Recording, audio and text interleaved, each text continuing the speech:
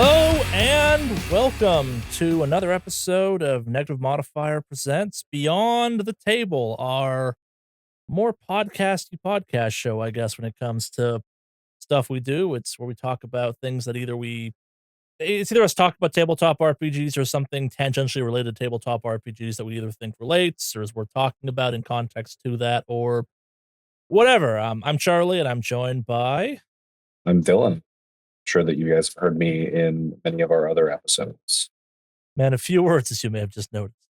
So today's topic is born of a kind of misconception I keep running into, which is within tabletop RPGs, there's generally kind of two categories all games fall into. There are some outliers to this, but generally speaking, everything's either a level-based game or a skill game. And I have had one too many instances of me referring to a skill game as a skill game and someone taking offense to that concept by basically saying, like, what, do you think these don't require skill to play or something? I'm like, no, it's a fundamental kind of backbone mechanic of how the game's designed. And realized as I've run into this problem more and more is actually probably a topic worth talking about. And maybe wondering, why is Dylan here for this? Well, I think because if you add together all the tabletop RPGs both Dylan and I have played, it's at least 100.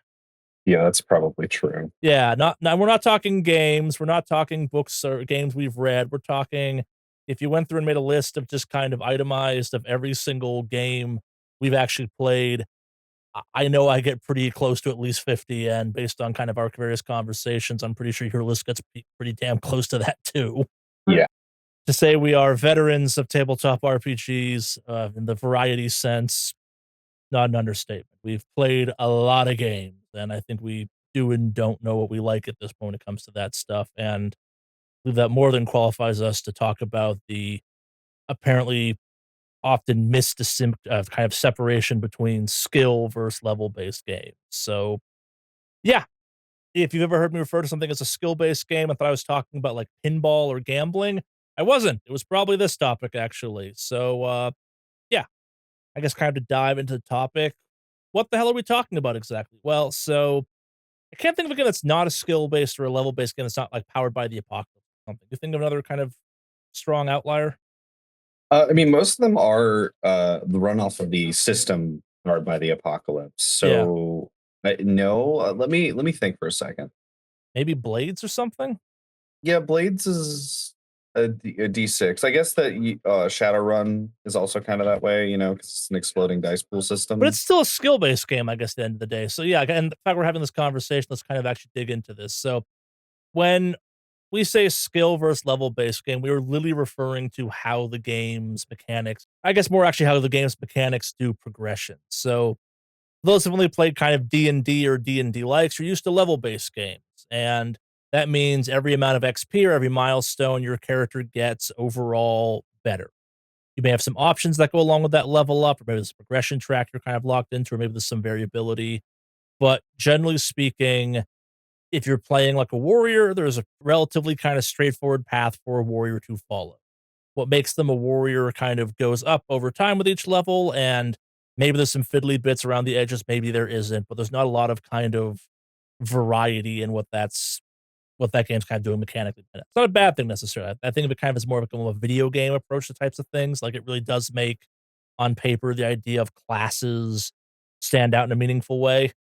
But then you have skill games, and that's typically where not always, but often your character has stats or attributes, and then your character has their skills. And sometimes those two things overlap and sometimes they don't, but often your character doesn't have a level. They just kind of have XP they've spent to get better at stuff over time. Like they have a 5 in guns, they have like a 12 in medicine, or in Delta Green's case, 70 in firearms. That's how good they are. And that's kind of a standalone number at that point in some ways. Obviously, it can be modified and stuff, but basically, your character is defined as opposed to being kind of defined by a set of attributes as kind of some attributes, but mostly here's the 12 things they're good at, and here's the 4 things they're kind of good at, and here's the one thing they are shockingly bad at, or something like that.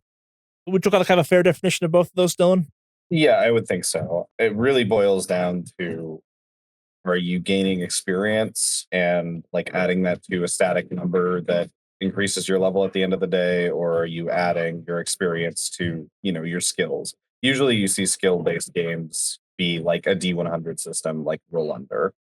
Not always though. Like I'd consider the Year Zero engine games all to be skill based games technically. Yeah, I think you're right. Generally speaking, this is a big generalization.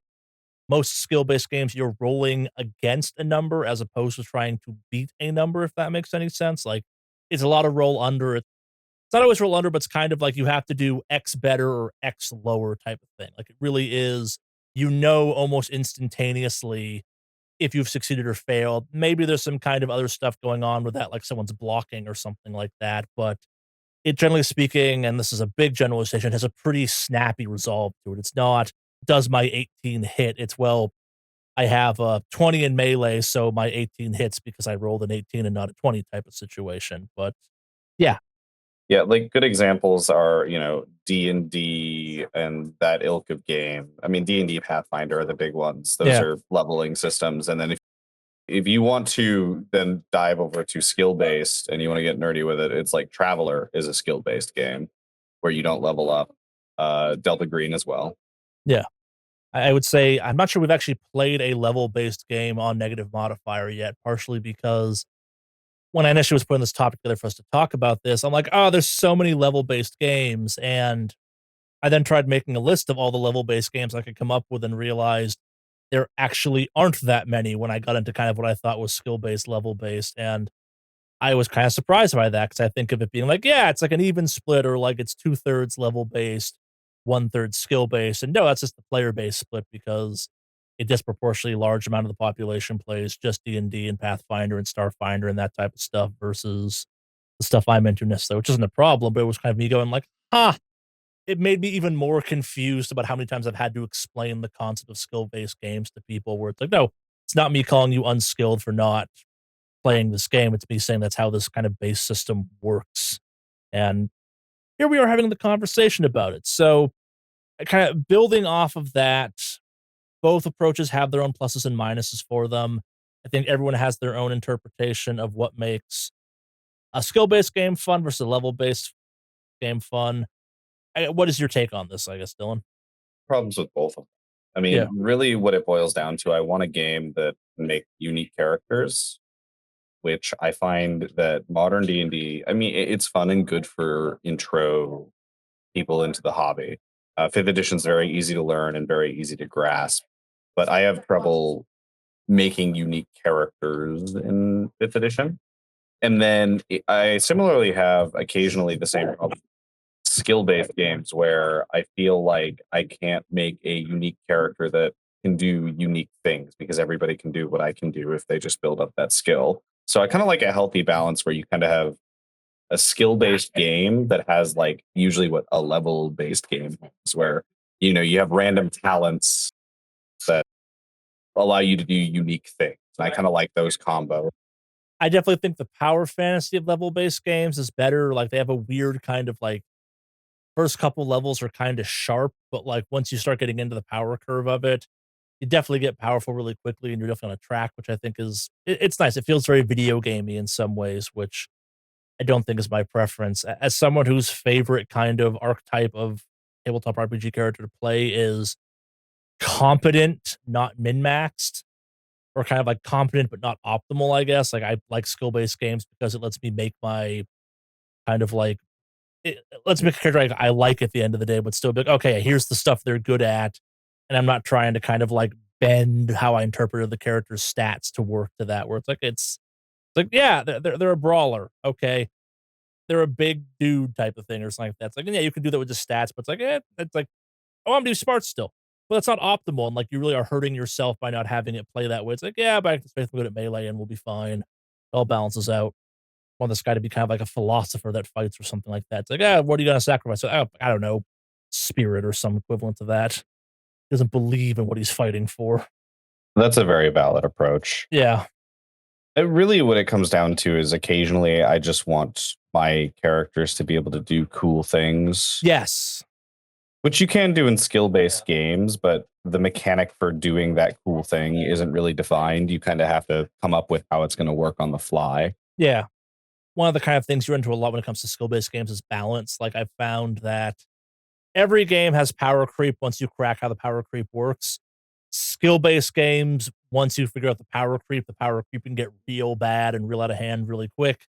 I'm not saying this doesn't happen in level-based games, but at least kind of there's a meter to it where it's like, okay, if everyone's level 5, you're all roughly in the same range as opposed to the one person that picked, like, 3 things that synergize way too goddamn well together and from, like, level 1 has had just a cracked character right out of the box because it's like, "Hey, here's, like, the 4 things you actually do in this game reliably. Imma make sure I'm real good at this." Like, to bring in Delta Green for a second, the game has mechanics built into it that basically see, we get it, firearms are a thing. Here's how to get to 80 firearms without having to put 80% points into firearms type of thing. Like, we get it. Just be good at shooting because you put the time on, put a laser sight in your goddamn gun and make a cool character beyond that. Like, we're not gonna screw you as a result of that. I haven't really thought about that being the fact or the case for Delta Green, but that is a really elegant way to do that for a level or a skill based system. Yeah. No, it's a thing of it's a pitfall a lot of the games fall into where it's you have every game has a skill or an action you do more than everything else. In D&D and Starfinder, whether people think of it this way or not, it's hit a thing. Maybe it's not literally hit a thing, but it's how you engage in combat. For a lot of the games we play, it's often kind of investigate or searching or something like that. Then a strong second is whatever your character's preferred form of combat is.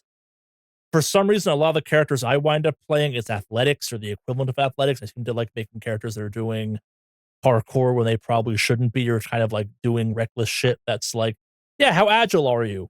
This agile, apparently. But yeah, it's a game I love that we played way back when, or kind of actually before Dylan joined the cast, with Symbaroum, which is technically a skill based game, but it has a, as much as I love the game, it has a very bizarre power curve to it that, like, once the power creep kicks in, counteracting the power creep in that game is almost impossible, to the point where there's just a list of kind of abilities in that game. The community is like, yeah, you should probably just ban these till like around this XP level for everyone because they're busted right out of the gate.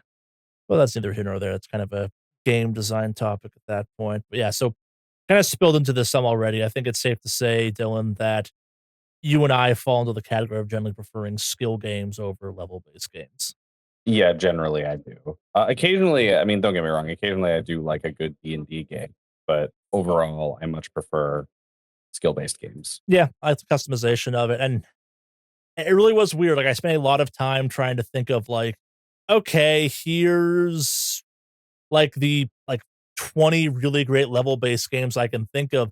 I couldn't come up with that many games, which I thought was kind of surprising. Like, I think of it as such a gigantic part of the hobby, and maybe it's not. I was again, like, I look back to this a couple times. I was genuinely surprised by just kind of how little I was able to find that actually was a that was not a skill based game at the end of the day, which I found kind of weird. I know some people are like, oh, like this game's technically this. I'm like, actually, like, the one I got caught up on was like, hey, is Savage World like a skill based game or level based game? I'm like, it's skill based in the same way that like most of the storyteller system is most definitely a skill based game, but also kind of it falls in the weird powered by the apocalypse hole where it's like it's just its own thing. And yeah, it's like it's skill adjacent, but like to focus on that is to miss the whole point of the game in some ways too.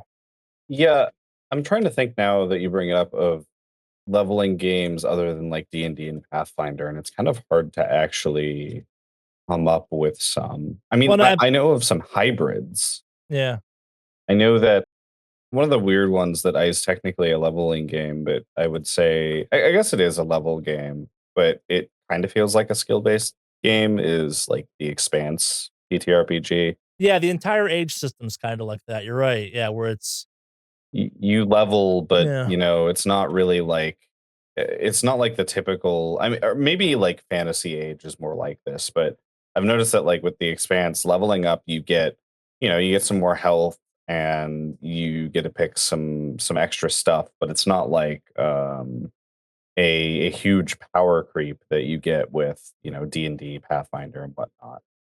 well, it's not so much a track either, really. Like, it's not like it's leveling based off of like every time you level up, you just get X more stuff, right? It's not like Yeah, yeah, exactly. it's your class does not dictate what you get. Like the World Stars Cities Without Number games have a similar thing where it's like, yeah, you're level X, and at level X you'll have this type of stuff going on, and like every time you level, you get to increase your health by this, and you get to kind of roll for how many points you get to put in. But I don't know, like it's I definitely think of that game as definitely kind of closer to being a skill based game because you have the long list of things that are skills that you can train into individually. And that in that case has kind of some of your attributes being, I think, limiters, if I remember correctly, where it's like, okay, if you want to be X good at melee fighting, you have to either have this talent that lets you use your dex stat instead of your strength stat, or kind of it reshapes how you use or what influences that stat, or it's like, oh, your strength has to be X amount of higher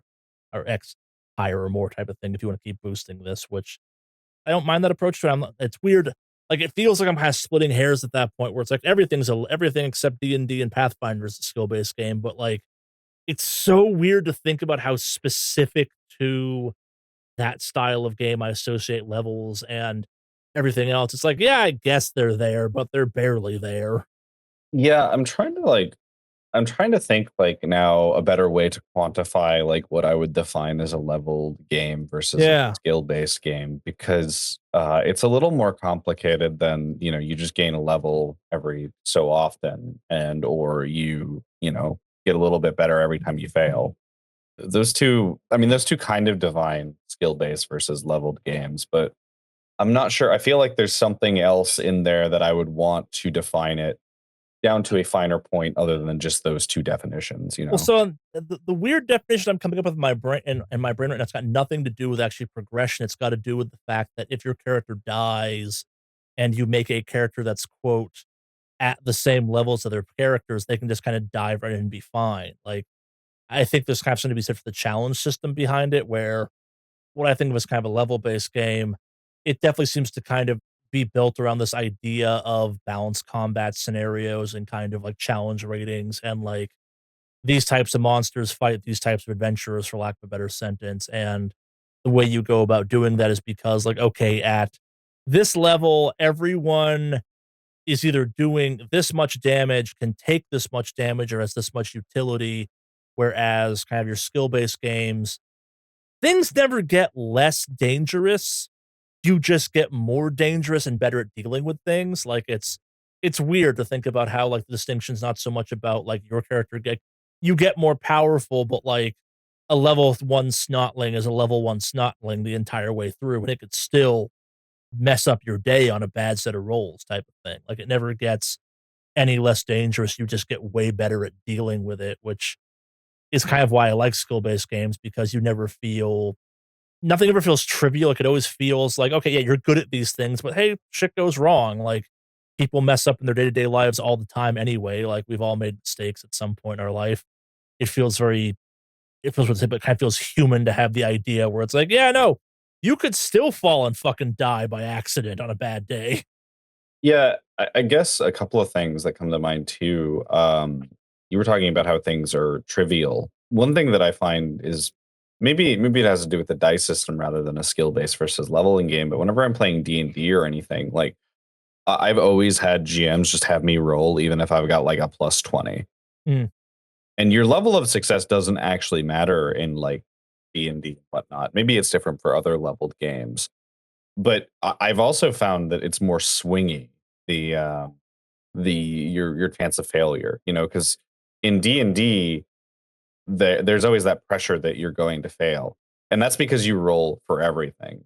But when I play a skill based game, at least one that I think is good, if you're sufficiently good at something, and this happens in Delta Green a lot, you don't even roll, you just get the information or you just yeah. do the thing. So in a skill based game, your character is more consistent, like a real professional would be. You're consistent, but then when you're under pressure and you roll, you feel the pressure because that roll is so much more important because it's something that you can't just, wave a hand and say you're skilled enough to do, you know? And I think that those moments are more impactful than just, rolling persuasion 3 times to see if you convince the barkeep to give you a discount. That also comes down to kind of GM, DM control at that point where like the whole idea of like, okay, this person failed. I want to attempt now. And it's like in the real world, that person would be like, get the fuck out of my face, all of you. You have to Yeah. kind of, it's a whole other loop to kind of leap through at that point. I know a lot of games emphasize the whole idea of like, okay, change your approach or something, but I think it's one of those things where kind of there's a mild pressure as a GM to be like, okay, everyone gets to take a shot at this real quick. Yeah, I feel like that pressure is especially harder in, like, I think you've said D&D level-based games. This is sort of off topic, but something skill systems do really well is failing forward, where, you fail a check, you're still gonna get the important bit of information you need, but there's a complication. Where I've found that when I play like D&D and stuff, other level-based games, that doesn't really happen. You just keep trying until you eventually get the result you need. Yeah, I think it's not my favorite game system, but Burning Wheel has a very interesting concept I got into very early on, which it emphasizes the idea that like you can't keep retrying the same thing over and over. Like you failed to pick the lock. Okay, cool. You are always going to fail to pick the lock. Someone else can try to pick that lock, but like, or you could just try and do a different thing immediately, type of thing. Like stop trying to brute force your way through every situation in some ways where it's like, okay, tried something and you failed, move on, do something else, I guess. And I'm not gonna say it's exclusive to D&D, but it definitely seems to be kind of like I think because of the lack of written options or written out options, I guess more accurately, there's definitely kind of a pressure in level based games because it's kind of going back to the idea of like there's only so many ways of interacting with the world. There's kind of you have your four ways of interacting with the world. I think one of the things like to use Baldur's Gate 3 as a weird example, I had a character that was bizarrely good at lock picking just because of the build I had. They were a fucking paladin. I don't think of a paladin, generally speaking, as a lock picking character, except due to freak circumstances, my paladin was real good at picking locks. I like unique things like that, though. Yeah.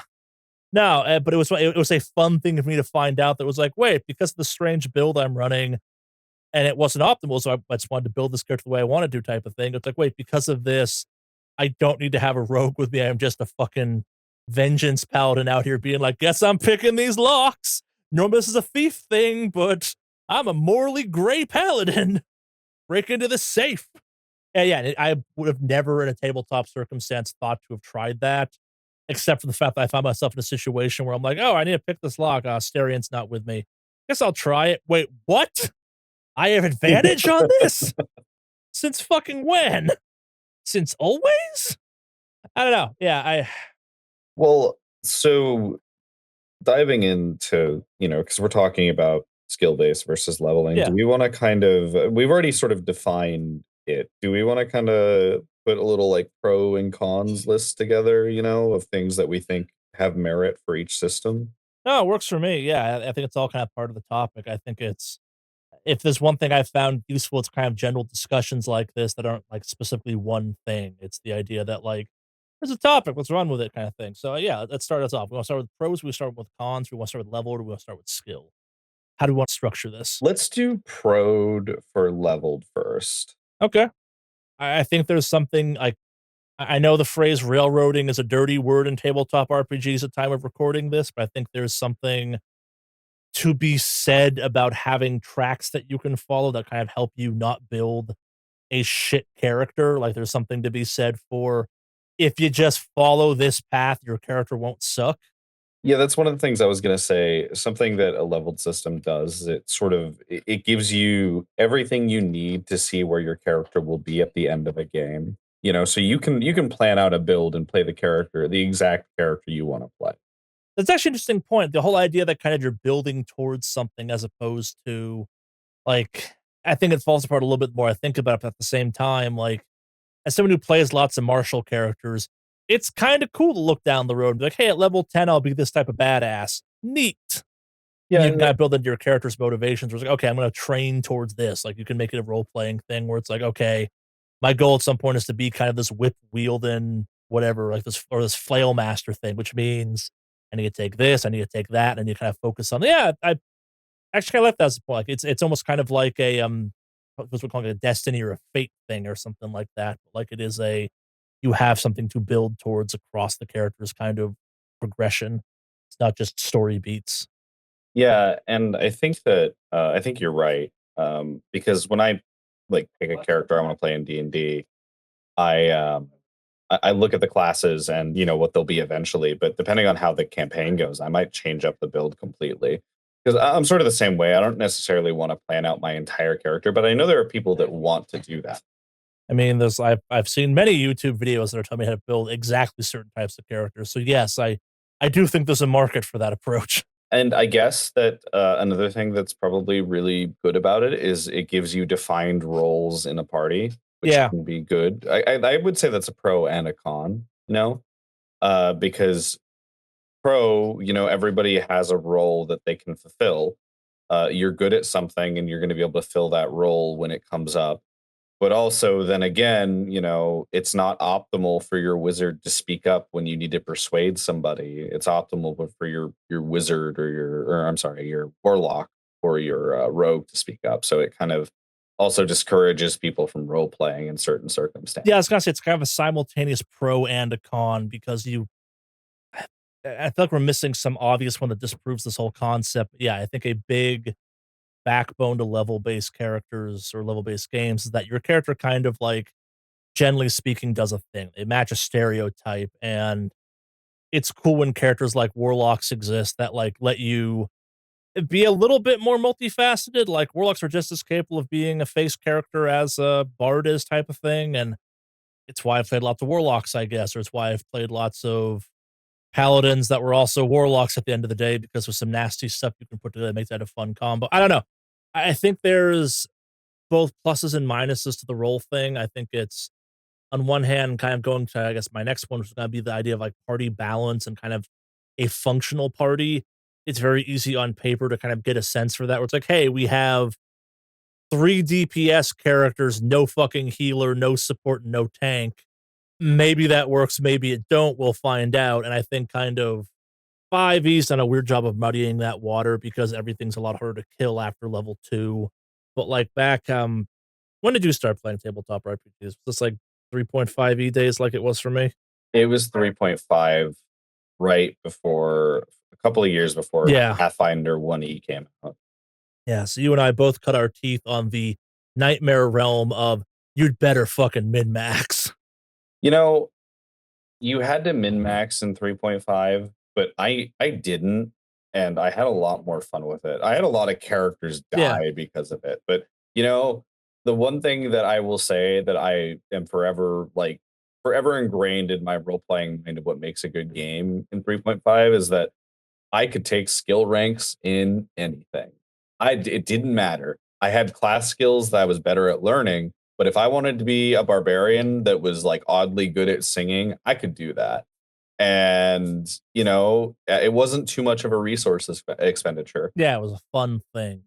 Yeah, exactly. But fifth edition, you can't do that unless you want to drop a feat, which is kind of huge. Yeah. No. And I think that's kind of, it's why so many weirdos like me spend so much time like wistfully thinking about 3.5E because it was like, it was the best of both worlds. It really was it was a level based game. It was a traditional level based game, but let you have kind of the fun skill weirdness of like, yeah, but what if I want to have a boisterous warrior? Like, I don't want to put a ton of points in charisma, but like, I want to be able to be a mild face character at least, or just kind of like get drunk at taverns and tell a good story kind of thing. Like, you could build a character that could do that without kind of being like, I don't know, those 2 points I put in charisma could have been spent anywhere better on this character. Yeah. What other pros do you think there are for a leveled system? We got, party balance. You're always going to have a role, and then there's set track to follow.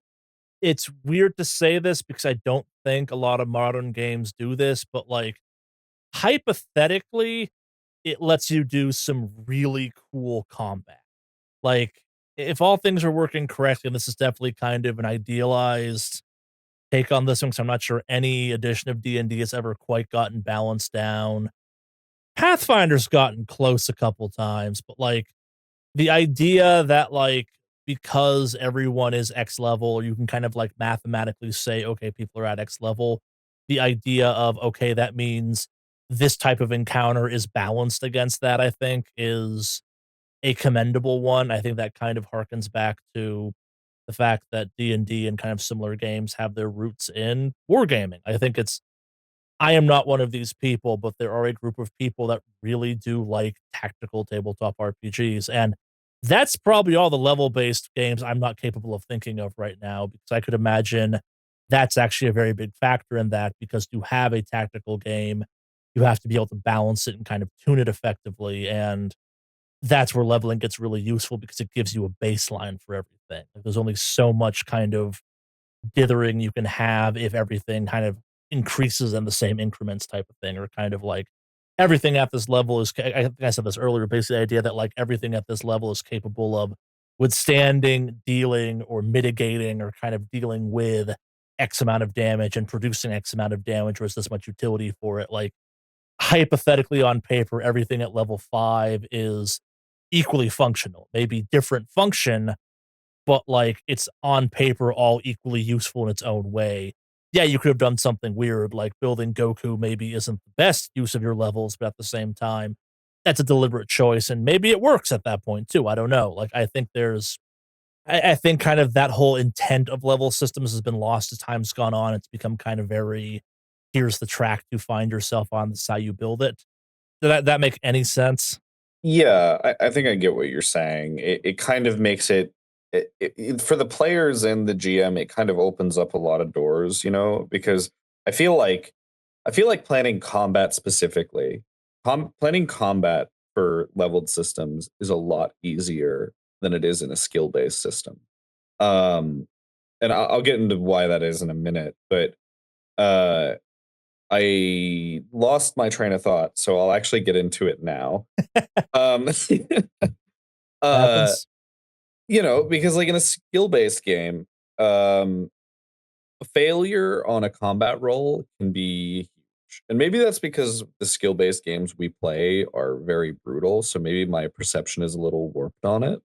But, in D&D and like other leveled systems, I'm more willing to, at least on a meta level, I'm more willing to entertain the ideas of trying something creative that could get really good results, but if they fail, then, I basically waste a turn. Whereas, if I'm playing Delta Green and I want to like jump off this building and land on somebody, I mean, success is probably bad, but failure is probably really bad. Whereas in D&D, I'm just going to take some damage and we'll move on. You have the unique experience of being the only active member of Negative Modifier right now that's actually played with me as a player and not just played with me as a GM. So you know my policy on this topic, which is Valhalla awaits. Yes. And like I said, don't get me wrong, it's just like on a meta level, I'm thinking maybe this is because I've played mostly 3.5 in the recent years as a leveled system. So I'm thinking like tactically, which I think is like maybe a con for a leveled system where it kind of makes you think like a tactics game versus, how do you role play a combat? And you have to be tactical certain level always, but you know, I feel like I'm playing like you said earlier, like D&D, but it's a computer game and I'm choosing where to move my piece and like risking what odds based on percentages and whatnot. No, so and it's interesting you bring this up, and this will be I'm gonna mildly indulgent for a second on this with a personal story. So the last time I played D&D, it was with a GM that kind of they were relatively new to tabletop RPG. Their first tabletop RPG I think was 5e, or that was the one they're most familiar with. And the warrior build I came up with is an old favorite of mine back from 3.5 and 4e, which I refer to as the dirty fighting warrior. And battle master build, or the battle master path, makes it really easy to make this character, but basically you get to do a sword and shield. I've always flavored them as kind of like a Viking or Raider-esque because I think that's cool for a warrior, but also because I like the idea of not an honorable fighter. And the whole idea behind this character basically was that like they're shoving shit around the battlefield constantly with their shield. Like it was a shield bash at level 1 where it's like, that's not super useful. Watch me make it incredibly useful and like a defining part of how this character fights. And it was like, so like you're only attacking now to actually just knock stuff around the arena basically and like master positioning. I'm like, yeah, I do damage as part of it too, but like a lot of what this character does is about setups or kind of like forcing things into weird circumstances. And as we played more, like everyone had, like I guess I've been playing these games for a long ass time. I had this weird functioning character that like their stats were pretty optimized because they had to be good at their stuff, but like they had some weird going on. Like the talents, the skills, the stuff I picked up for them were all based around this very specific play style I was going with for them.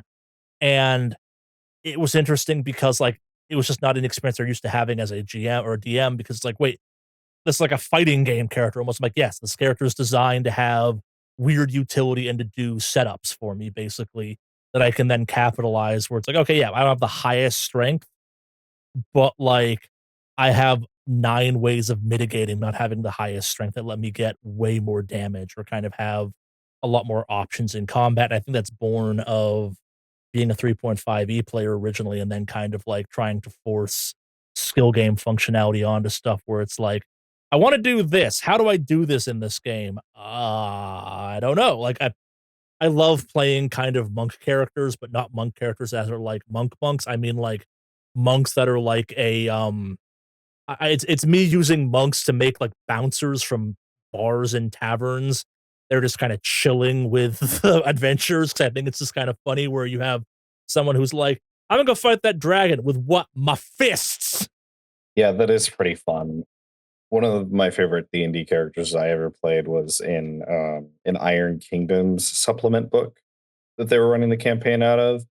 And I was sword and board, and I was the very classic, sentinel polearm master. So it was really annoying to get around, and I had an item that let me take a number of reactions equal to our proficiency bonus. But I also had like a spear that pushed people around, and one of my class abilities let me push people an additional 5 feet. So I could push people 15 feet if I hit them with a spear attack. And we were on a boat for a majority of that combat or the majority of that campaign.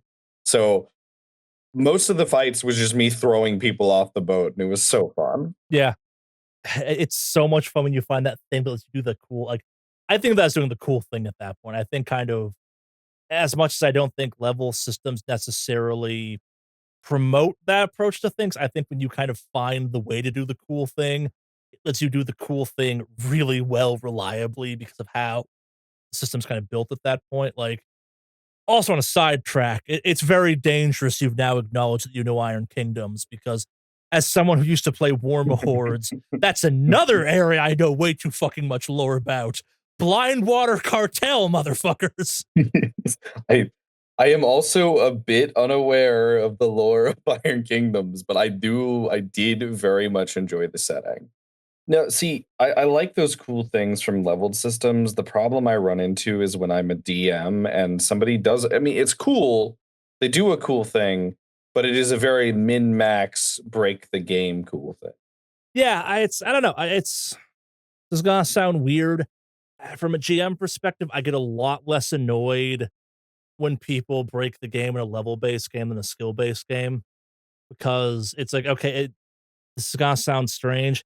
It feels less like they're taking advantage of a weakness of the game and more they spent the time to really understand and kind of like drill down into what that character functionally is supposed to be doing and then like actually learn how that character works. I like to use Delta Green as an example for a second. There's no optimal Delta Green character. Yeah, you could fucking min max the stat line to give you good decks and good health, but like I can still pull shit out of that toolbox. It's not even all that dangerous. That can still one shot someone with max health in that. It's Yeah. just how the game works. Like it's so like, and it's one of these things where kind of like it's the like building a character that has like 99 firearms. It's like okay, it's not even fun anymore. Congrats. Like I found running Delta Green that I actually don't care if people consistently my players can get to basically 100 in firearm gun modifications, and it usually doesn't matter, which is the best part. Delta Green's a bad example. I realize in hindsight because like it doesn't fucking matter. I've tried to think of a better game to be an example for this, where it's like, okay, cool, you made your character not fun because they just constantly do the thing. Got it. I don't know. I think that there is a fun kind of rolling back while I think about that.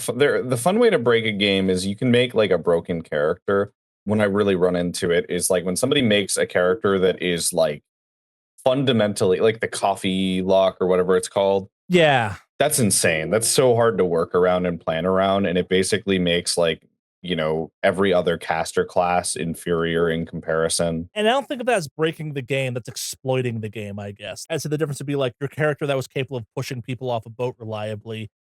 That's a well-built character. It understood the situation, it's built to do a thing, and it does the thing. Coffee Lock exploits a bunch of badly written paragraphs and sentences that are either vague or imply certain things, and if you're argumentative enough, your GM eventually goes, "Fine, fuck it, I don't care enough." Because as written, Coffee Lock is not real. That's fair. I guess to kind of rewind back to the pros and con part of this, though, like, I feel like we've talked about level-based games from a pro perspective. We've kind of touched on the cons a little bit. Like, I think the biggest con I can think of for level-based games really is the trackedness of it, and, like, it kind of building off of when things break in a level-based game, oh god, do they break. Like, I can't think of a single D&D edition that didn't have the one class that was like, "Yeah, no one's allowed to play this. Why? You know why. Jerry ruined it for all of us." Oh, Jerry. No, you're right. The game is much easier to break. And when it breaks, it breaks. Well, not much easier to break, but when the game breaks, it really breaks. There's no repairing it. Yeah, there's no kind of like, "Oh, I'll just stop using this." It's like, "No, my character does this," meaning they're always going to do this. And, yeah, I think it's kind of interesting to think about it from that perspective. Like, this is not supposed to be about this, but I think a frustration that a lot of people have with kind of the end version of what 5e has wound up being is the fact that, like, it's too streamlined. It's as streamlined as a lot of skill-based games are without any of the variability to it, and it's cool that people have figured out how to make kind of a bunch of, like, pop culture characters in D&D, but also, like, you used to do that via talents and kind of skills and kind of occasional bad choices on certain things or whatnot, and now it's just like, yeah, you take a level in this, you take a level in that, and now you're fucking playing Naruto, and it's like, "Okay, cool." And this is unique? No, everyone can do this if they've watched the same YouTube video as you. Like, there's no, "I spent a couple hours figuring this out," or kind of like, "Hey, GM, can we interpret this weird?" Use Starfinder as an example, actually, there's a class called Solarian in that game, which is basically off-brand Jedi slash Super Saiyan combined into one thing, and a group I used to play with, there's a person that was running that was trying to basically make Groot from Guardians of the Galaxy, and they were using an item called the Ring of, I think it was called, like, the Ring of Claws or Claw Rings or something, and people pretty quickly figured out that a Solarian equipped with those things got ridiculous because you could take kind of, it was a reason to take the solar armor version of it, where you got a really good, powerful armor as a result of it, got access to all the powers, and then had a weapon that, like, scaled way too goddamn well with you as time went on and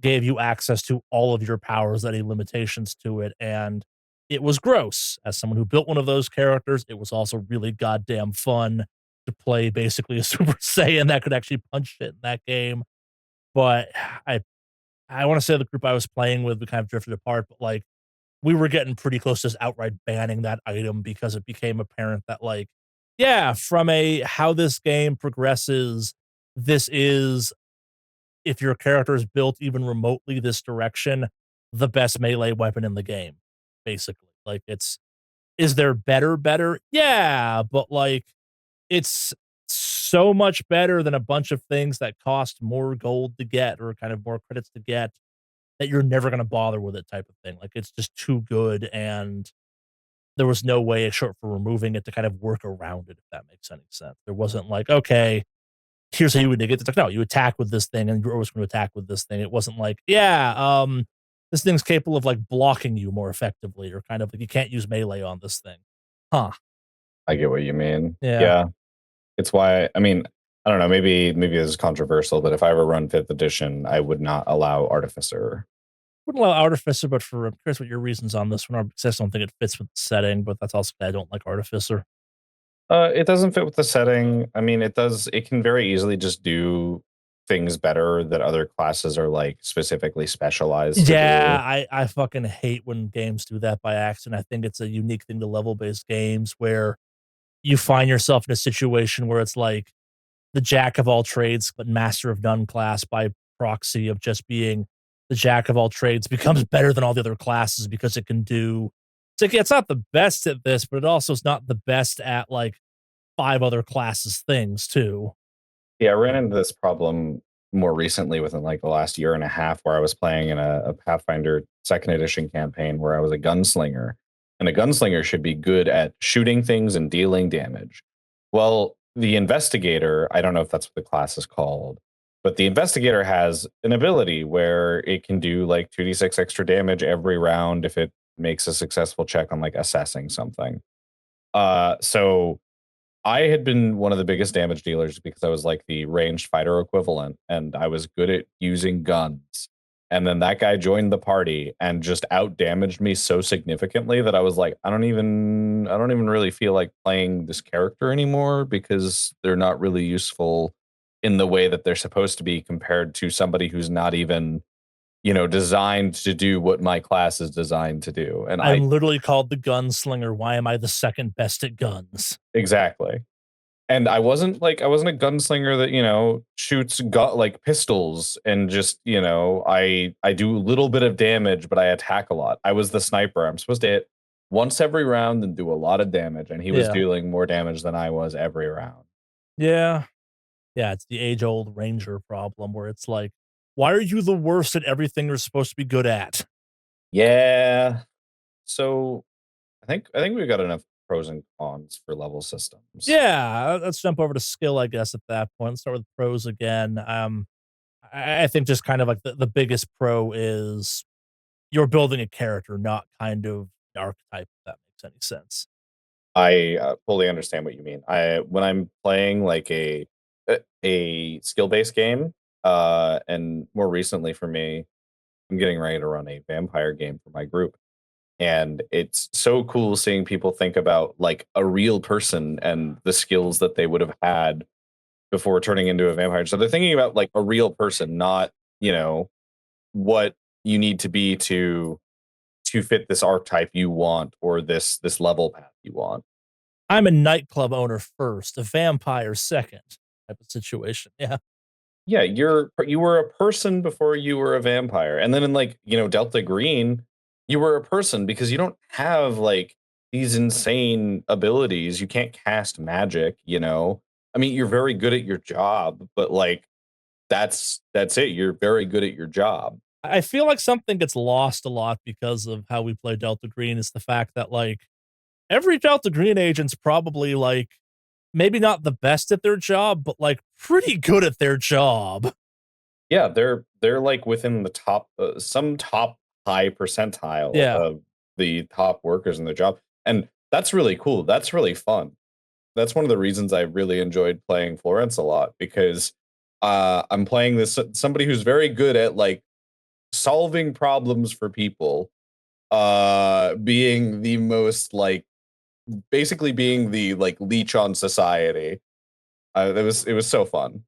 Yeah, I think I emphasize this every single time we do a session 0 for that game. It's the whole idea that like wouldn't it be cool to be average at everything actually? Like imagine how much better you would be as a person if you were at the high end of average at everything in life. Like it's like yeah, you wouldn't be excellent at anything, but like stat wise, you'd probably be better off than you are right now, though, on average type of thing. Like, imagine being like decent at everything. It would be so cool.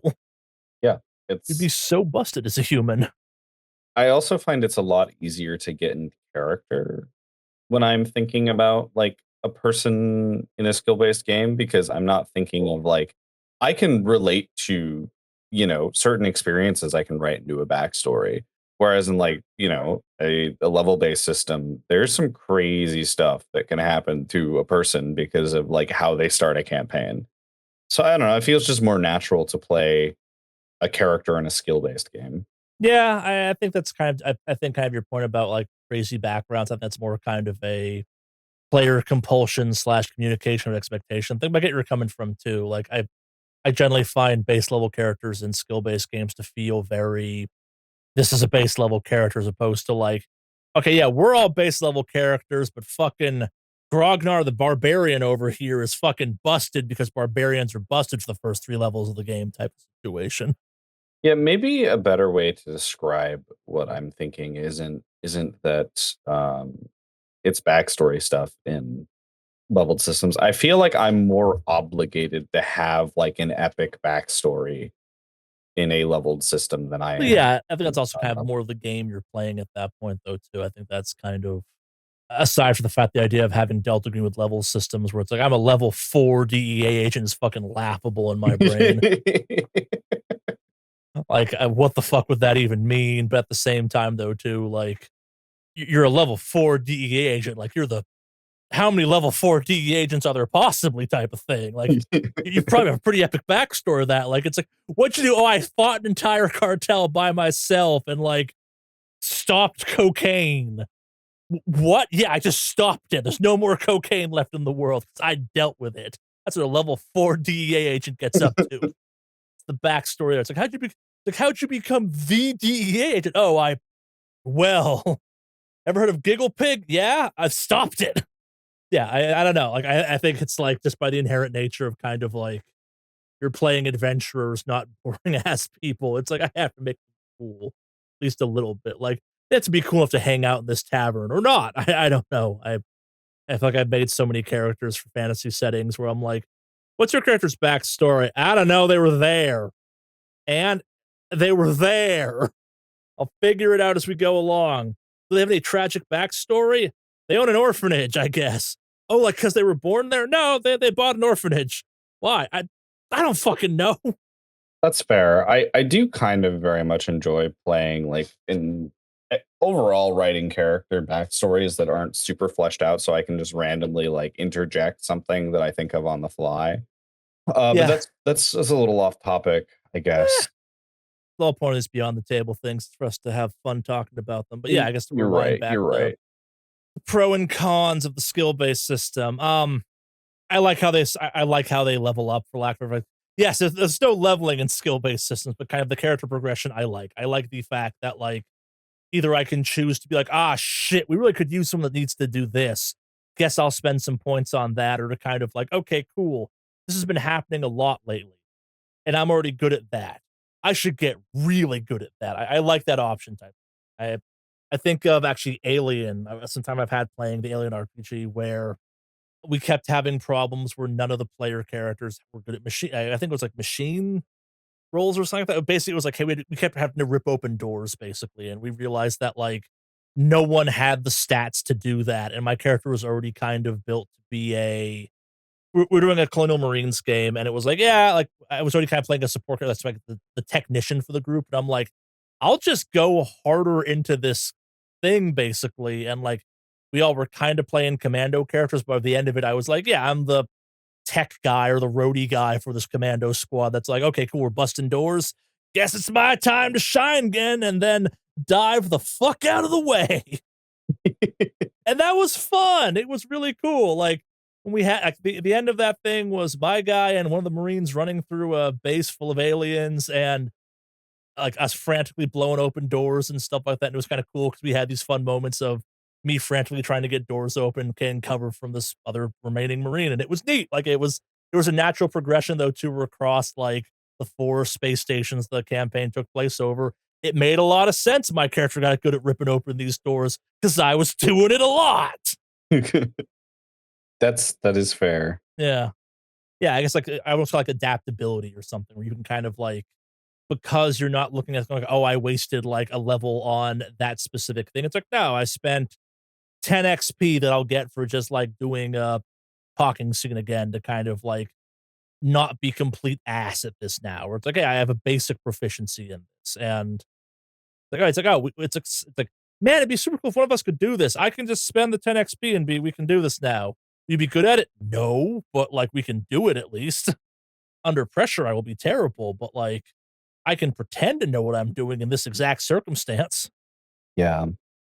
I think one thing that I like about skill games too is the math is easier to grasp. Oh yeah. Yeah, I touched on this earlier. The whole idea of like this is what you have to do for this to work, not does this hit still.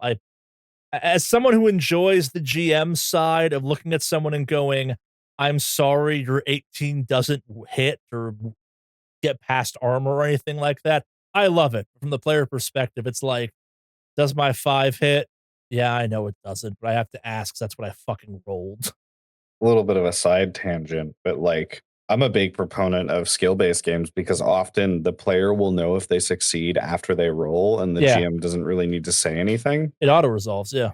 Yeah, which, sometimes isn't the case. Sometimes there's a little bit of modifying there, but in the in-person D&D game I'm in, we were in a boss fight and I was told to make a saving throw. I rolled a natural 20 and I still failed the saving throw, which meant I was slowed for the entire fight, which sucked. There was nothing I could do about it. I couldn't roll any better. I dislike games. Maybe this is a GM thing. I dislike games or GMs that have roll for something you can't succeed on.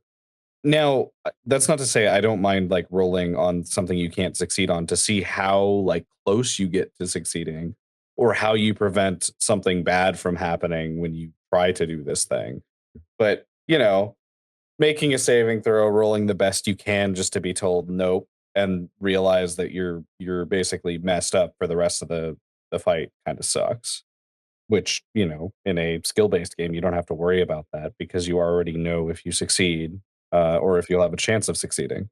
I think a little bit of that is kind of GM, DM problems. Like, I definitely think one of the kind of learned skills you pick up when you play enough tabletop RPGs is a better sense of when to have players roll for something because, like, if they're rolling, a negative outcome needs to have consequences in theory, or like there needs to, like, too many people have had to talk about in length about the whole idea where it's like, don't hide important information or important events behind dice rolls. Just give it to them type of thing. And I think that's a little bit wrong. I'm like, now make them fucking roll. Like maybe you don't give them all of the important information, but like enough that you kind of keep progressing forward or like they can continue the plot. But I don't know. Like I think that kind of falls into kind of a GM DM skill gap at that point though too, where don't call for a roll if the player's succeeding at it fucks everything up too, where it's like, oh damn, I'd not it's like I didn't expect this to happen. By succeeding, you bypass the entire dungeon. Well, fuck. I don't know, like, in a skill-based game, I'll know if I have a chance of succeeding Yeah, because I think we're talking about kind of separate things. We're talking about kind of the idea of knowing, can I pull this off? I'm talking about it more from the angle of like, don't even fucking ask them to roll in the first place if it them pulling it off fucks it up. I'm also in that boat, that camp as well, but for like a con thing is I would like to know. I mean, sometimes I like the mystery. I mean, I do often like the mystery of, is my role high enough or not? But there are circumstances too where like I'm looking at something I want a character to do and I want them to have a pretty good idea on if they're going to be able to succeed or not.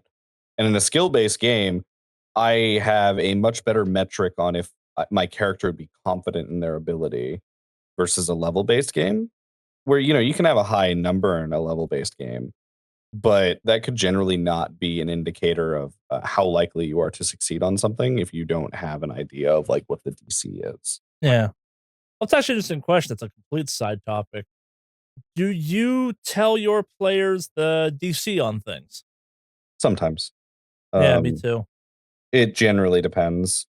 Sometimes if I'm feeling generous, I'll just tell them the DC basically an entire session. Sometimes when I'm feeling more sadistic, I won't tell them at all. And then sometimes it's a matter of, if it's a skill check for somebody who is very good at a skill, I'll usually just give them the DC and that'll give them an idea if they actually want to do something or not. Or if it's I don't want them to know if they succeed. What about you? I have a tendency, and this is a weird one, I think, on my part, where until jump back to level systems, I guess, please for a second there. When it comes to that type of stuff, I will set the dice check at 15 up until level 5. For a very long time, I'll just be like, beat a 15 or beat a 7 if it's an easy check in my brain.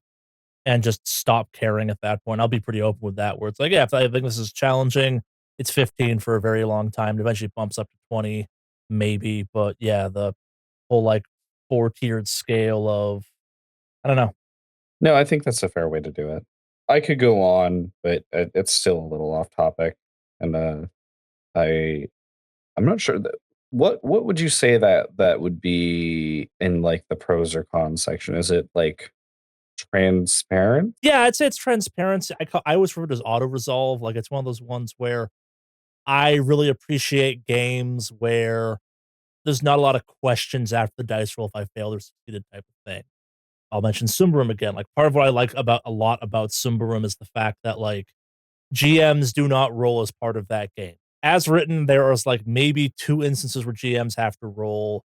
Everything is player driven, and it's all based off of six stats, eight stats. It's based off a very limited number of dice pool things, and I really appreciate games that remove the whole GM versus player dichotomy, where it's like it sucks the GM's dice are hot tonight, and I really appreciate a game where I can look at a player and be like, "I'm not doing this to you. Your bad rolls are doing this to you." And like that's definitely born if I've been playing tabletop RPGs long enough where just I appreciate kind of the shield occasionally where it's like, "Yeah, this combat's going real bad for you. Shame you can't roll defense. Why are you doing this? I'm not doing shit. I haven't rolled once in this hour. These monsters do 4 points of damage. Defend better, bitches." Some of my favorite TTRPGs don't have the GM rolling, but Yeah. I want to roll when I'm Oh, running a yeah. game, if I'm being honest. I wanna roll my monsters. I like being my monsters. I like punching agents in the face as a monster type of thing. Don't get me wrong. It's not me saying it seems to be something about fantasy games. I'm not sure what it is that kind of brings out the hostility between players and GMs where it's like, "We're adventurers. We should succeed." And I'm like, "And I'm a lich. Die." To bring up a really weird reference on this one, there's a season or a mini season or an arc or something in the show Supernatural where I think it's Lilith, the mother of monsters, come back, and like the vibe of it basically is how fucking sick Lilith is of all of specifically the main character of the show, Sam and Dean, killing all her kids.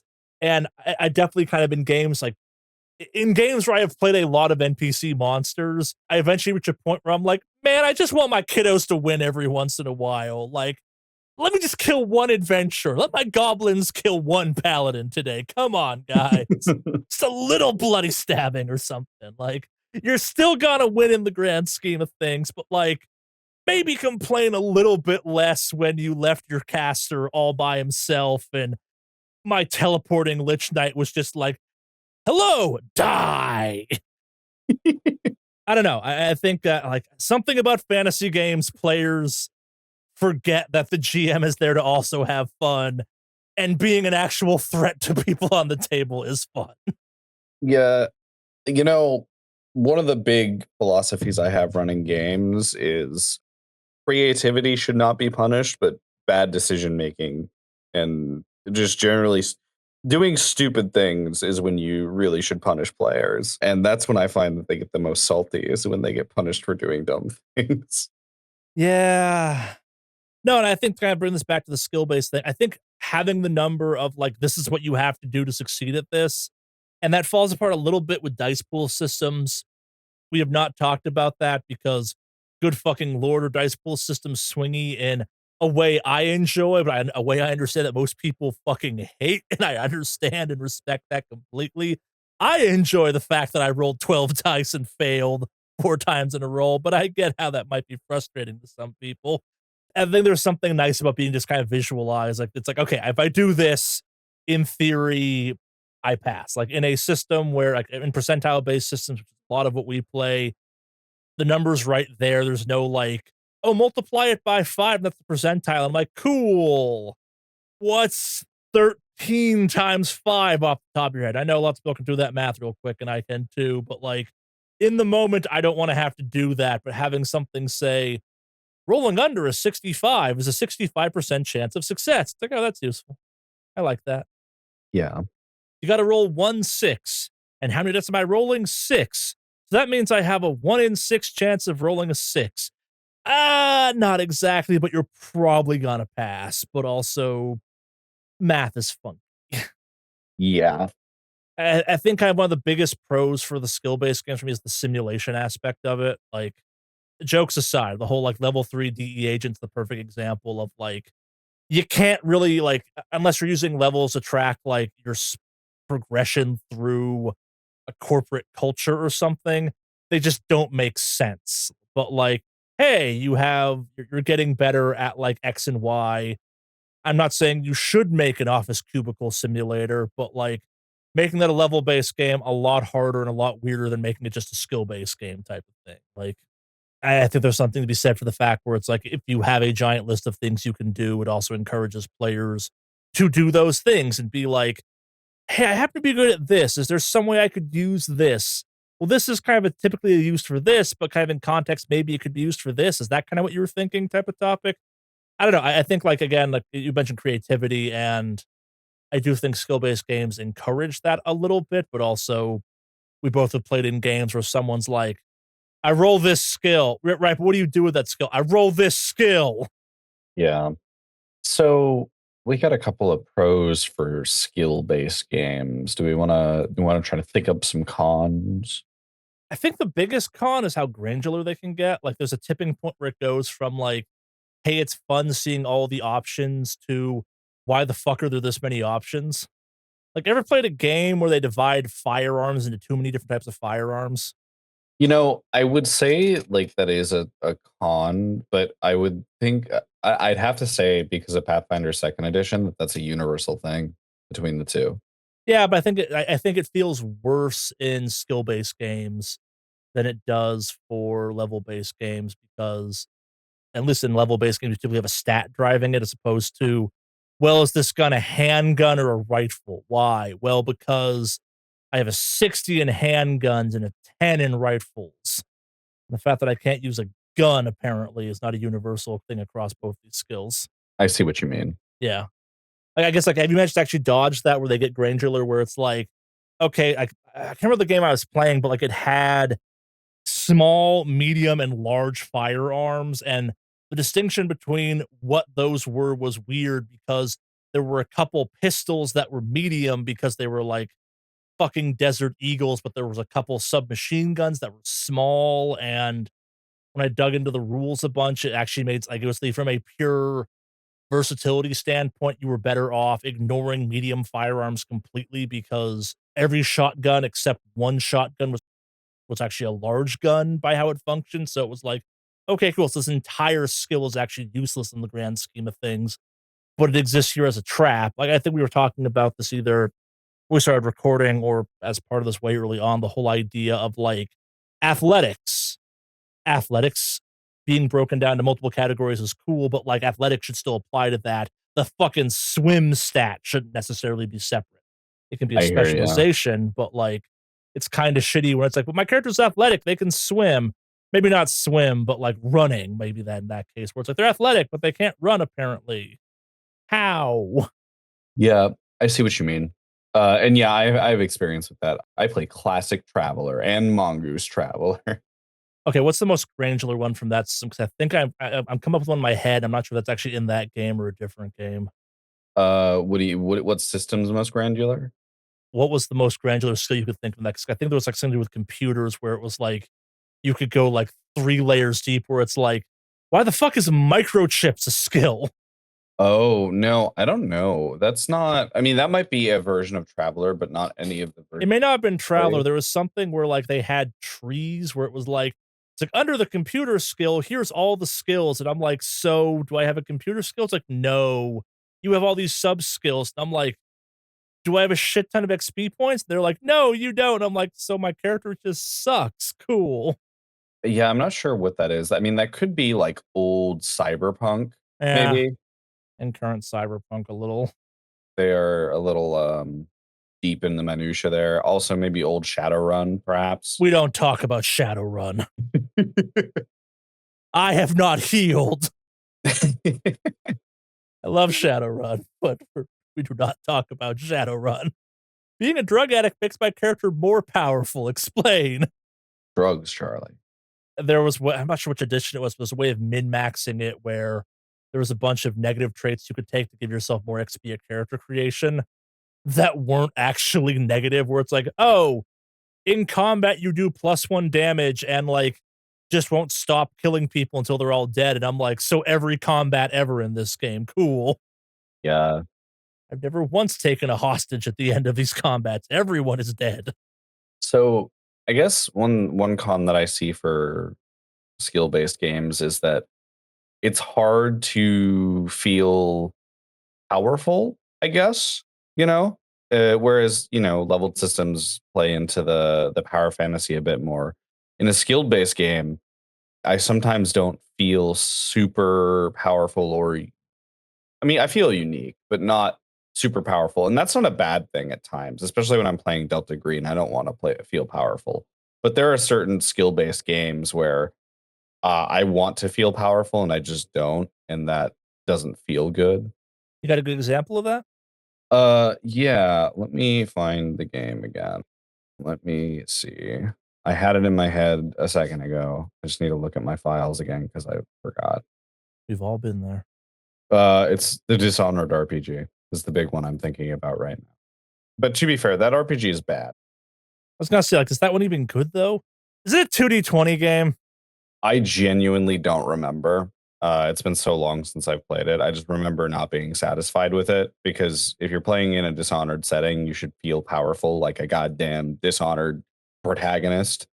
Yeah, I could imagine trying to. I would argue the power fantasy of Dishonored does not actually translate well to a tabletop RPG, and making Dishonored tabletop RPG is inherently a mistake to begin with. But that's a separate topic. Listen, if you want to play the Dishonored RPG, sorry to the people who developed it, but you reference rules in your core book that don't exist. If you want to play Dishonored, play Blades in the Dark. Yeah, I was gonna say it's called Blades in the Dark. Yeah, just play Blades in the Dark. What's another good skill-based game where it's hard to feel powerful? I can't think of too many where you feel like powerful, powerful. Like my brain keeps going like vampire, maybe, but like you don't because you have to play a lot of vampire before you actually feel powerful, powerful against anything that's not just a human. And then it's just like, hey, it works because you're a fucking vampire. Well, a good one is Forbidden Lands. I struggled to feel powerful until you get to like the later.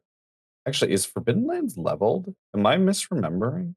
The skills had levels to it. Right, you spent XP on the skills. Yeah, okay, so I wouldn't consider that leveled. Yeah, it's like it's kind of a almost hybrid system. But yeah, Simbrim's the same way where once you got kind of high in the power curve, you got broken pretty quick. Getting there wasn't always so easy. Yeah, I'm gonna put that, level or skill-based systems are easy to break, you know, because they kind of are. Because skill-based games kind of fall into die pool games, and die pool games are notoriously easy to break. Yeah. I think you had said earlier that, you know, breaking a character or breaking like a leveled system is fun, whereas breaking a skill-based system is just kind of like, feels exploity. Yeah, you found the thing that yeah, it's you found the thing that kind of like by being good at it, it's the skeleton key for the rest of the game. Yeah, and that's kind of it's also a game design problem at that point too. Like it's if there's one thing that you do too often, that's like, well, I'm just gonna put points into this. Why? 1 in 4 things I do is this almost always. Guess what? I can't really think of another con. I mean, they're kind of intimidating. Like I can get to kind of more general ones. Like I've definitely found selling people on skill based games to be a tad more intimidating. Talking about them makes you sound like an asshole too. Where it's like, oh, I only play skill based games. Okay, you fucking card shark. Congratulations. You sound like a douchebag. I'm above your level based games. I only play games of skill like pinball. No, it's a bad name, but I don't have a better one for it really. Like maybe it's ability based or something, but they're called fucking skills. From I'll call them skills. You mentioned that a lot of them lack kind of fun stuff like feats and stuff like that, which I do agree with. It is cool to see a skill based game that has like, hey, here's a little bit of a kind of a demigod thing you can add on to your character to make them real cool type of thing. But that's also more of a game design topic where I think most skill based games are obsessed with, or not obsessed, but are trying to simulate or kind of like be as close to you're a normal ish person in a strange world and or setting. These are things a normal person would have. Well, I mean, the thing is like it doesn't even need to be like demigod-esque things because there are impressive things that normal people can do that I can't do. Fair. Like I'm not. We'll say Delta Green, which I don't have this problem with Delta Green because of the theming. But if I did, Delta Green, a special forces character, is probably going to be able to move more than you are allowed normally in Delta Green, in around and shoot. It's interesting you mentioned that because I have made an NPC for that game that will show up eventually on Negative Modifier. That was me looking at how close quarters combat works in that game and going, this character would be better at this. Tried to make up my own rules for how that works. Yeah. Yeah, because I guess that's a thing because of how the game is designed. It's Delta Green included. It's not out of the realm of possibility that Joe Schmo is going to beat the hell out of a special forces guy. I mean, it's unlikely, but it's more likely than you'd expect. Yeah, it's statistically possible, which is a weird thing to say. Fuck, we had a car kill a bunch of people, kill a character basically recently. Which again, not improbable, but in a Delta Green game, you're like, the car was the real evil all along, you say.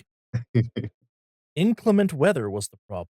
Well, I think that captures the cons pretty well. Yeah.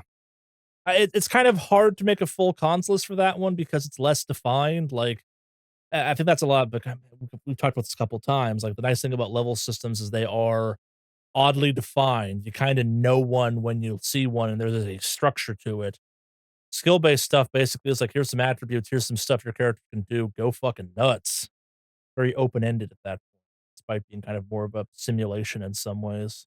But yeah, it really bugs me. I can't come up with anything that's not just a D&D like for a levels based system at this point. Like I keep being like, Shadow of the Demon Lord is basically just D&D. This it's basically just D&D too. Like it's really a very specific style of game uses level. And I'm kind of a little bit surprised by this in a very strange way.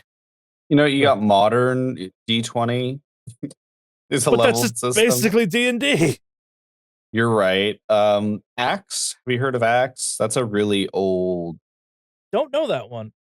I don't know it too well either. I've recently been introduced into it. I'll let you know how it is. But that's an old leveling system that's like classic RPG. I'm trying to think of ones that aren't hybrid skill level RPGs. That's maybe a question worth asking. In the hybrid situations, is that a hybrid game or is that just a level game that happens to have a skill system? I think sometimes it is the second thing, the latter, but I do think the former exists. And I think specifically, like the one that jumps out to me immediately is the Expanse, and the like fantasy games where you do level up, but basically when you level up, you decide basically everything you're getting. It's like the set. Yeah, should play more of that. I like the setting a lot. It's the best implementation of the age system. Yeah. Um. Let's see. Any other things that are leveled that I can think of? Numenera is a level based game. I think. No, it's Yeah, not. It's not. I eh, lied. It's not. Now that I yeah. think I'm like, about it. I find it sad that I'm like, I know I don't like Numenera. I'm like, I don't remember what it was though. Nope, Cyberpunk isn't leveled. I mean, Cyberpunk is kind of no, I wouldn't say It's it's not. leveled. It's No, not. you're right. It's not. Very not. It's one of the original skill games. What's the capital S in skill even? Want to have skills in drifting or driving? Cyberpunk. Okay, worlds without numbers, stars without numbers, you sort of have a little bit of a defined path, a little bit, but that also kind of hybrids straight Yeah, into. it's functionally still a skill game at that point, though. Too. Like it does not function. Yeah, because you're not really rolling against attributes; you're rolling against your skills at that point still. And I guess like they do give you kind of bonuses as you go up on that, and but also the classes are so goddamn vague. It's not really a skill. It's not really a level progression. It's more just like, hey, are you getting better at being this or that? Which maybe that's splitting hairs at that point. Yeah. I genuinely cannot think of any others. No, it bugs me. Yeah, I came into this so like, oh, there's so many of them, and I'm like, really not actually. It feels like there's more of them 'cause that's how we talk about it, but like, it's basically Paizo's stuff and Watsu's stuff, and then and then anything that's kind of emulating those two. That's a variation on that, which I know that's a broad sentence. So it's like, oh, everything's either D&D or fucking Pathfinder at that point by that logic, and that's not great logic, but kind of is true. Everything else is kind of doing its own, like, oh, it's like D&D, but grimdarker, or it's like D&D, but sillier, or it's like Pathfinder, but not reliant on just an action economy being cool. Yeah. It actually balances out magic and melee character or martial characters, but breaks at level 5 like every single one of those games does. I don't know, like, it very much comes back to the simulation aspect of things where there's a concept that gets thrown out with MMOs that's basically kind of like the theme park versus the, I guess, like, immersion or something like that, where theme parks are, "Hey, it's exciting, you have things you go do, but, like, the stuff in between is not all that important," versus, like, the point is to be there, if that makes any sense, and it definitely feels like skill-based games, the point is to exist in the setting where as level-based, it's like, it's to do the thing, and then to go do a new thing, and then go do a new thing, and then go do a new thing, like, we're not gonna why would your character take points into holding down their alcohol? That's just constitution at that point. Also, there's no mechanically important reason to do that. Yeah. Hmm. Do you know if paranoia was leveled? I don't think so. What about any of the Star Wars games? Those are weird because those are the Fantasy Flight Edge ones I would qualify as skill-based games because you are building a dice pool that is driven by, like, your attribute plus, like, the number of points you have into a skill, so that makes it a dice pool game at that point. I don't think there's levels in that one, but I haven't spent that much time with that. D20 Star Wars is just basically D&D though functionally at that point, so it's kind of a moot point. I'm sure there's versions that are both, but, like, I'm trying to think of, like, a non semi-tactical, definitely combat-focused level game, if I'm being honest. I'm not coming up with anything, like, again, going back to my joke of, like, 4th level DEA agent or something, it just doesn't work. Like, it would just Yeah. be too fucking weird, like, it would be as jarring in-game as it would be in the real life to, like, show up to your job one day and be like, "Oh, I'm sorry, we're looking for a level 3 Excel user. You're only level 2. Come back after you've murdered some goblins and gotten better at Excel as a result." Oh, that would be a cool way to progress through corporate structures. I'm gonna go grind these goblins to get better at, menial tasks. Can we talk about how fucked up it is that lots of fantasy settings, the implications to get better at medicine, you have to go out there and murder a bunch of creatures? I love it. It's how you learn about anatomy. Yeah. I will learn to stop death by creating a whole fuck ton of it. Listen, I'll be prepared for every medical situation if I cause every medical situation. I've seen this before. Where? Last time I caused it. Well, do you you want me to recap a little bit? I stopped. Sure, yeah, these are always kind of freeform. I have piecemeal notes. So basically, for leveled systems, we were saying that we like that you got tracks to follow. There's always going to be a role, and parties can balance themselves out, and it's easier to do cool stuff in combat. And there's a lot of tools for the GM. And then some of the cons were that you're kind of shoehorned into a role. I wrote limited scope, and I can't remember in what context. I think it was in context to what like you could do with your build.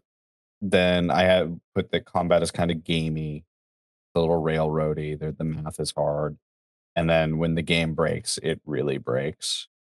And then skilled for the things that we liked is you're building like a real person character.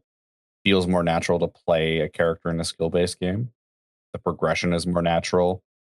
Math is easier to grasp. Then we had our auto resolve slash transparency like philosophy we talked about, and then the simulation aspect. And the things that we don't really like is like the minutia. The games are easy to break. It can be intimidating to new players, and you can lack uniqueness in the things that you can do. Yeah, you definitely under the I just said this back we talked about this, but yeah, kind of the situation where it's like everyone probably needs this skill. Why? We keep doing a lot of it. Be cool if we all could Yeah, do this. yeah. Well, was there any other topics or any No, I other? think that more or less covers it. I feel as though we have sufficiently beaten the idea of level versus skill game to profound depth at this point. And next time that I say something like skill game, people will hopefully know what the hell I'm talking about and not implying that they are some casual or something like that at this. But yeah, no, I found this topic just kind of fascinating because the whole idea of not knowing that I think is definitely kind of a thing where having grown up in tabletop RPGs, you just picked it up at some point. But like the idea that kind of the hobby has changed enough where just that idea would not be explained to someone or it wouldn't be picked up via osmosis just because it doesn't work the way it did back when I was a teenager is something I find fascinating. It's slightly horrifying because it speaks to the passage of time and whatnot. But yeah, it's hopefully you listeners had fun hearing us talk about this in depth. I know that this is like one of the first times we've had a one, or probably this is the first time we've had a one-on-one beyond the table. But Yeah. whenever we do a beyond the table, it's probably going to be very minute, like the minutia of really nerdy shit. So just be prepared. When me and Dylan talk about this stuff, we get in the weeds and then we get in like the weeds below the weeds. Yes. The fact that Jad and Alex put up with our topics occasionally, it's like, what the fuck are they talking about? They're talking about the sub rules to a very specific edition of a game.